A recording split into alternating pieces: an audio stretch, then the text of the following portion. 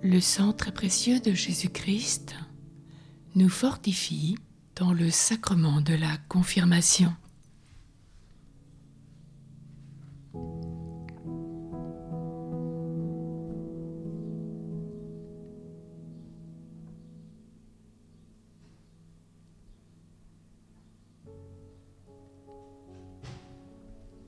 Saint Léon le Grand nous dit : la vie de l'homme sur cette terre est une guerre continuelle. Il faut combattre jusqu'à la mort pour remporter la couronne de la gloire éternelle. La faiblesse et l'infirmité de la chair nous accompagnent jusqu'au tombeau.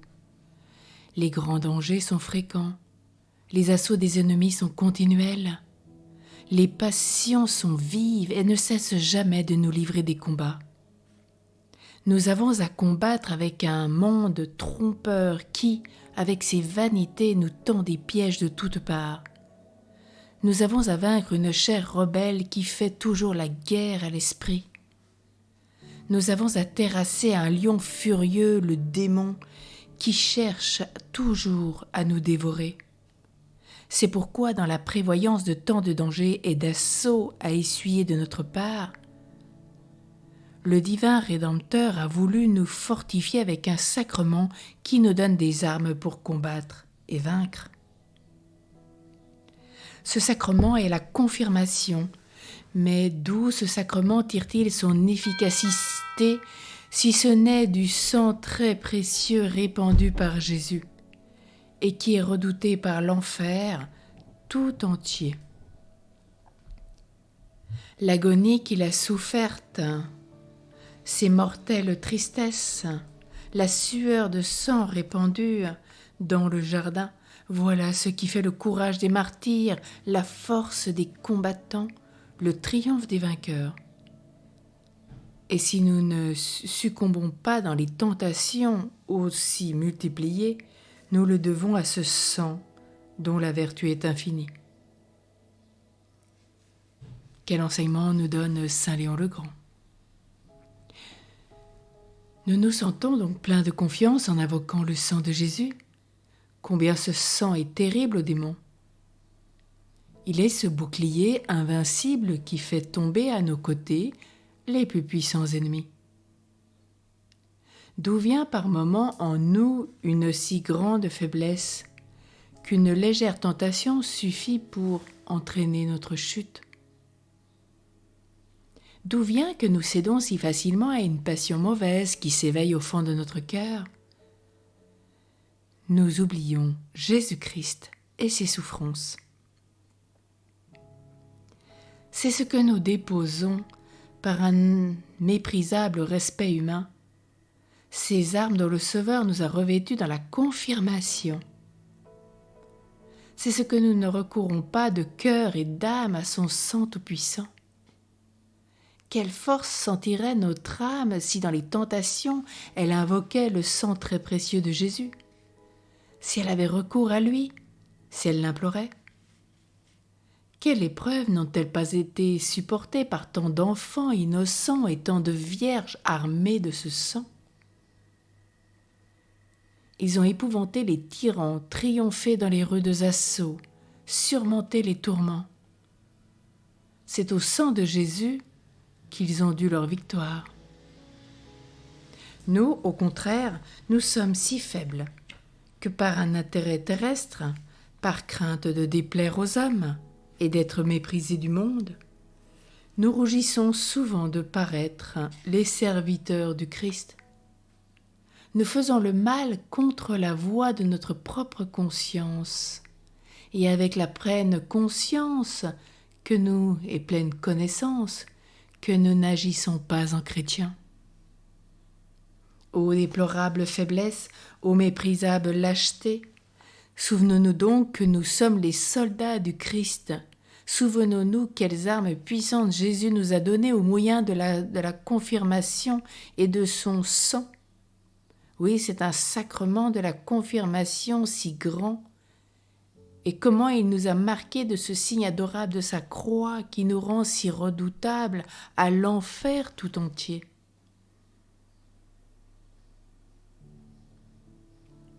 C'est Saint Laurent aujourd'hui qui nous enseigne.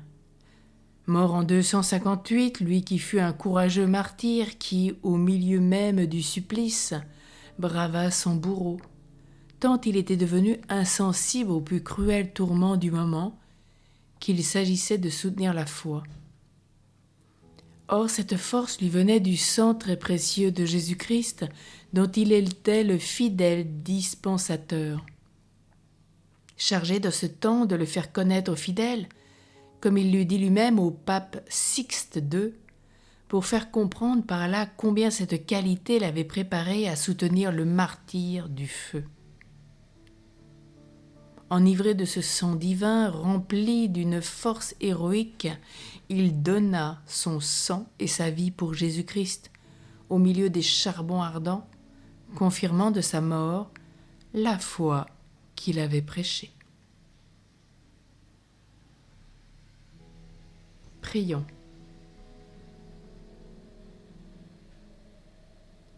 Jésus, tu es la force de nos cœurs.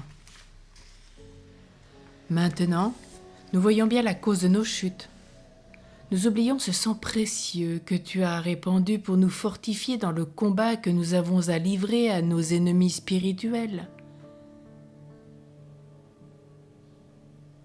Nous n'avons pas forcément professé de dévotion sincère et affectueuse envers ce sang divin. Nous nous sommes fiés à nos faibles forces. Nous nous sommes exposés au danger. C'est pourquoi nous succombons misérablement. Mais maintenant, nous rappelons la confiance en notre âme en réfléchissant à ta miséricorde toujours prompte à pardonner, en pensant que ton sang nous est toujours préparé. Puisque tu ne cesses jamais de l'offrir à ton Père éternel pour les pécheurs eux-mêmes au cœur du mystère eucharistique, nous savons bien que nous ne méritons pas le pardon après avoir été aussi ingrats, mais ton sang, oui, ton sang, le demande pour nous. Oh non, tu ne peux pas empêcher d'entendre ces voix, ce sont les voix de la miséricorde et de la grâce. Nous y joignons la nôtre.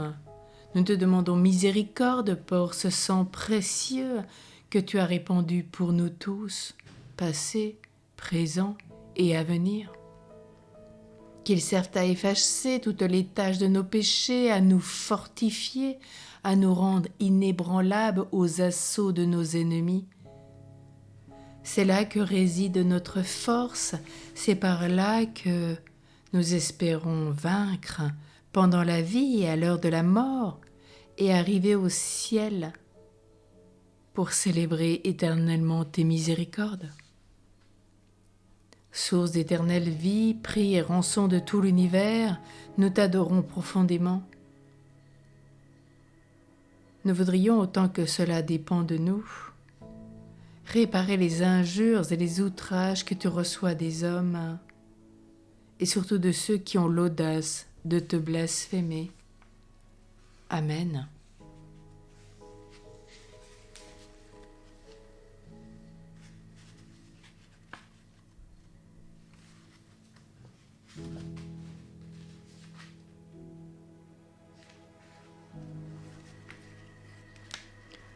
Aujourd'hui, nous vous proposons une consécration au précieux sang de Jésus.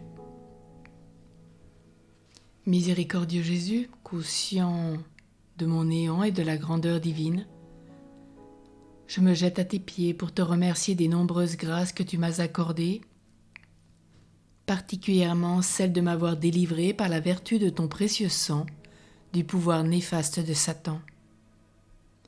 En présence de la Vierge Marie, ma mère, de mon ange gardien, de mes saints patrons et de toute la cour céleste, je me consacre librement et d'un cœur sincère à ton précieux sang.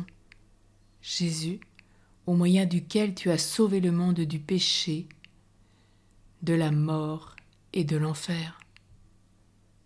Je te promets avec le secours de ta sainte grâce de susciter et de répandre de toutes mes forces et selon mes moyens la dévotion à ton précieux sang, gage de notre salut, afin que ce sang ton sang adorable soit honoré, glorifié.